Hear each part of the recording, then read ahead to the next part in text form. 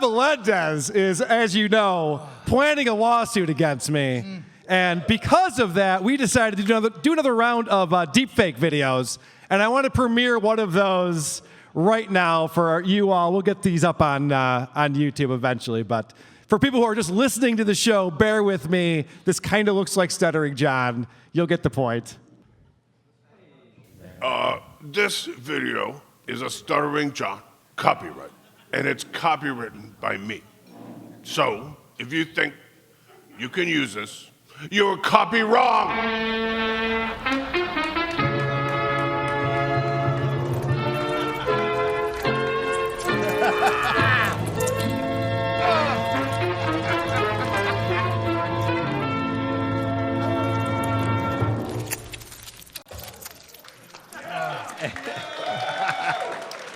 I want to thank our friend Circus Midget who makes those for us. Always does a good job. Producer Chris, of course, the big star of that. But let's talk about what's going on with our friend Stut Joe, because he put out a new episode on Thursday of this week in which he announced he has a new manager. Now, Dante the comic has long been his manager, but I guess he's got someone helping him out now. And that gave John a chance to reminisce about some of the great things he's done in his career. Oh, I'm gonna have to do this for every video. Oh boy, this is gonna be a problem. My new agent, my new manager, a bunch of stuff. Dante gives me another guy to only handle me. Michelle Johnson warned us, so it was funny. I was going through my reality reel of I'm a celebrity, get me out of here, and the Tonight Show, and it was just kind of cool. It's just always fun. Like I don't do it on a regular basis, but it's kind of cool to see all I've done. Matt Knight, I beat Shaq in a game of basketball. Swear to God, all on tape. Never forget it. What is he talking about? He beat Shaq in basketball now? John Melendez is 5'6". In pumps. There's no way he beat Shaq. I think he's conflating his life with that little kid from the Backstreet Boys song that beat Shaq. Yeah, right. The kid who then went on OnlyFans and jerked off. What's the address for that? Things are going really well for him. And his manager is Dante the comic? Yeah, he's not actually a manager. Oh, right. So now he has Philip the manager? Yeah. Okay.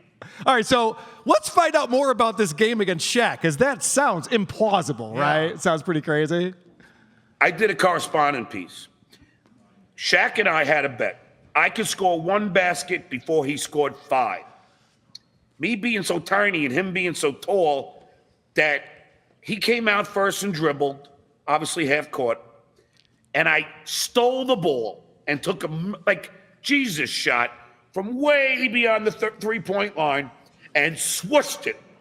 And you could look on his face. I'll play it one of these days. He is pissed. And the writer of the segment, his name was Mike. He's like, John, what are you doing? Because he wanted it to be some drama. That was the whole bit. So we had to beg Shaq to come back and score a few baskets so it looked close. So, according to John, he got one lucky shot in. Yeah.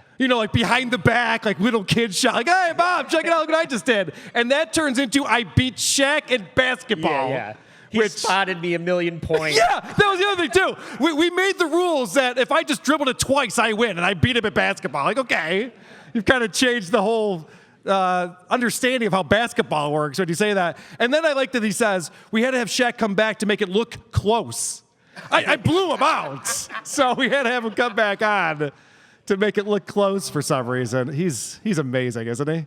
So John got another gig again, but, man, this time he's turning it down. I actually turned down a gig because I think it's important to do the show as we lead up. It was the same app gig that I had, and it was another 5-week stint. And I said no, and it's a lot more money than I'll make here.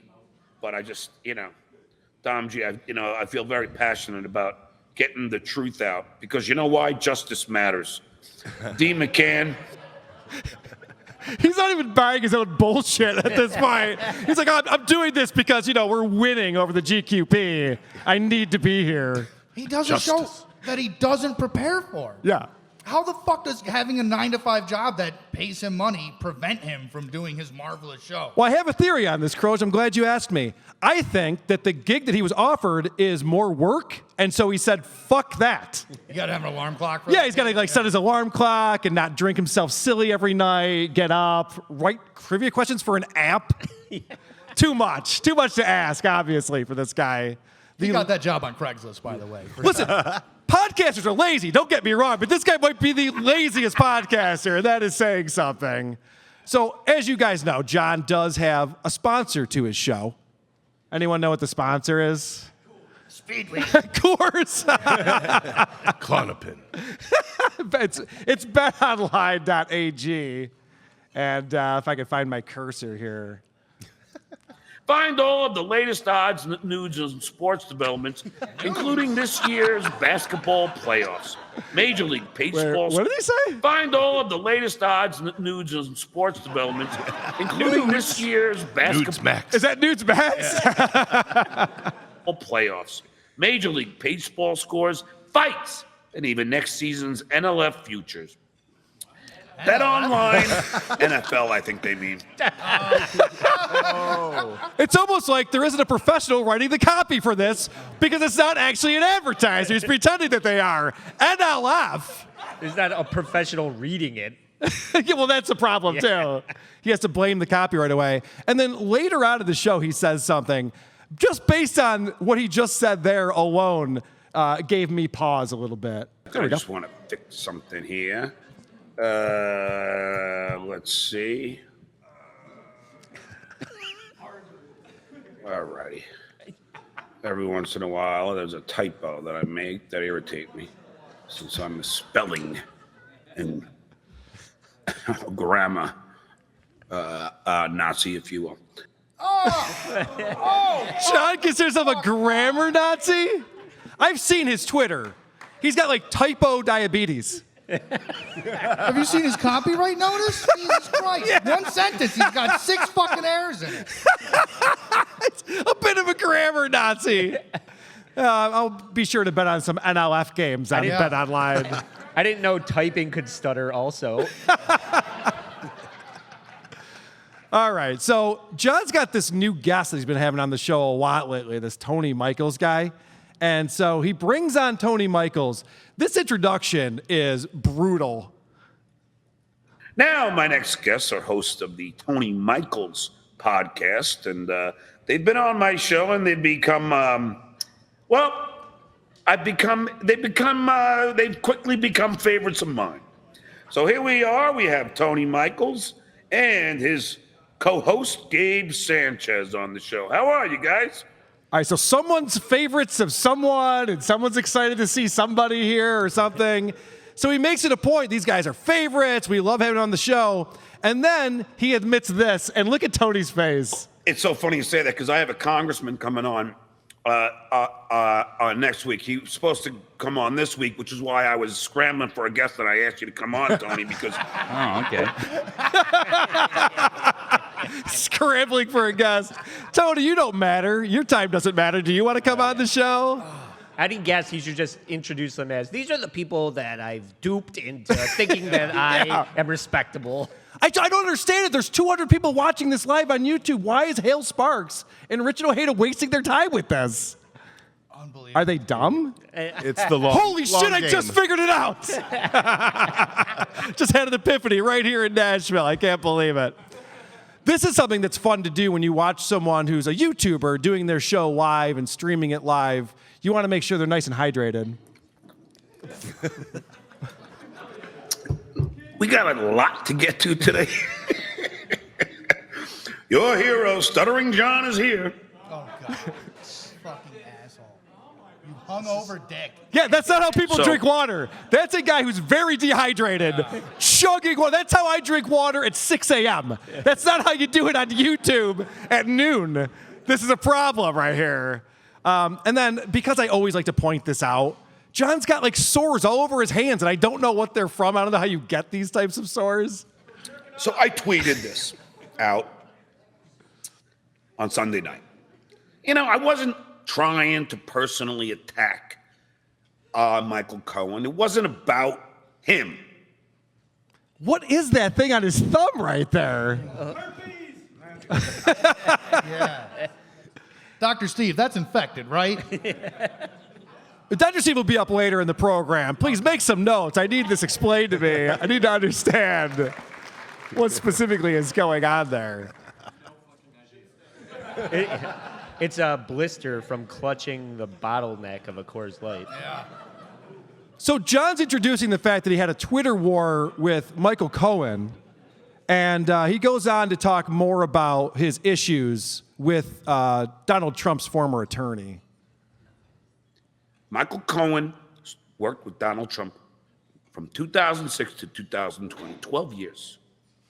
I guess he's not a math Nazi. That's for damn sure. From 06 to 2020 is 12 years. Oh, math is hard. And trying to do it on the spot like that, I can see that being very difficult. So the problem that he has with Michael Cohen is that Michael Cohen is resorting to name calling. And we all know if there's one thing that grinds Stuttering John's gears, it's when you resort to name call. Let's stick with the facts, people. Let's make our arguments. Let's discuss. Let's debate.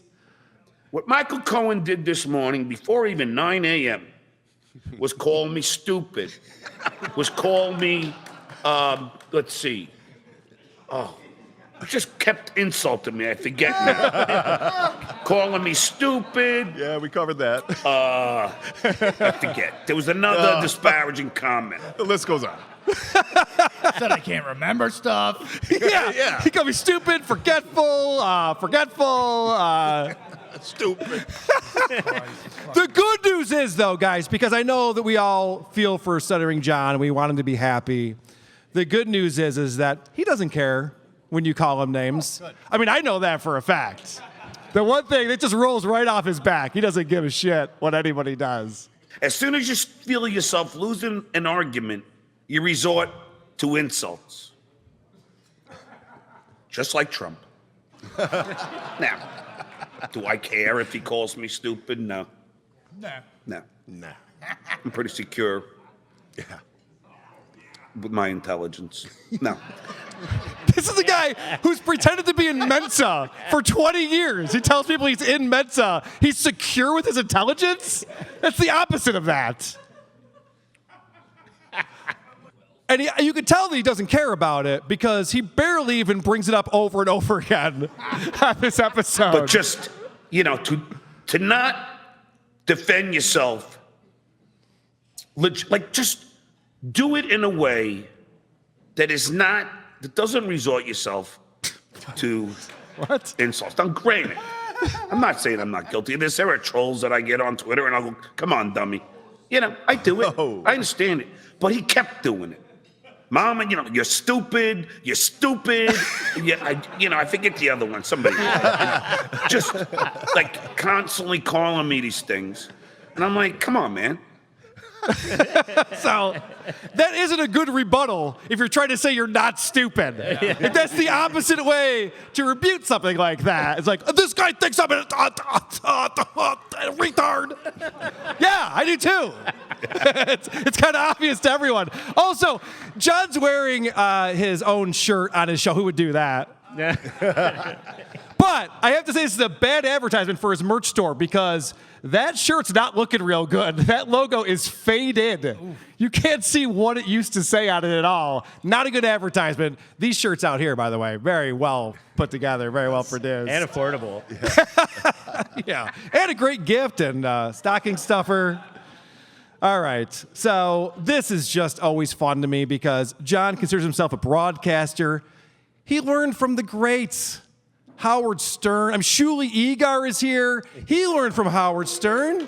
He knows how to talk on a microphone and broadcast and pretend to be interesting. Let's see what John's up to.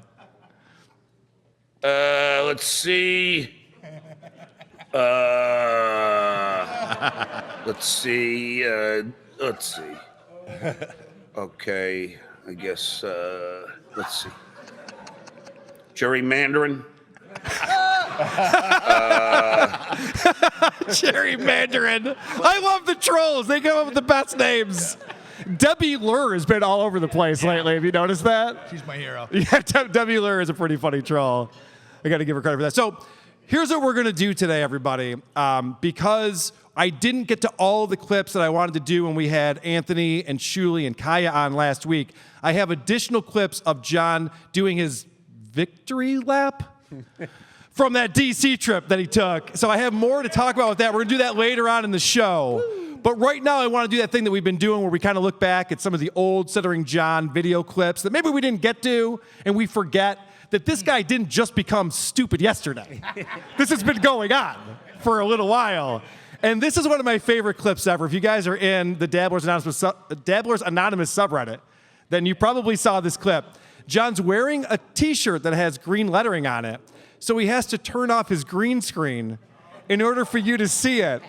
And I have a feeling a lot of the people in here don't use a green screen and don't broadcast on YouTube. And even you will know the way that he tries to accomplish this shows that he has no understanding of how anything works. Okay, D-World, I was gonna end with this. John, I ask this every time. Have you ever approached Michael Cohen to come on? His last podcast was with Glenn Kirshner, really worth a listen. I have been emailing Michael, thanks to the Midas Touch Brothers. This is their great shirt. It's a really beautiful light green, but my green screen here. You know what I'll do? Yeah. What will you do? Take down the green screen so you can. No, Jensen! John! That's not how you fix it. Why is it still? I took down the green screen. Let me see. But it's still clear.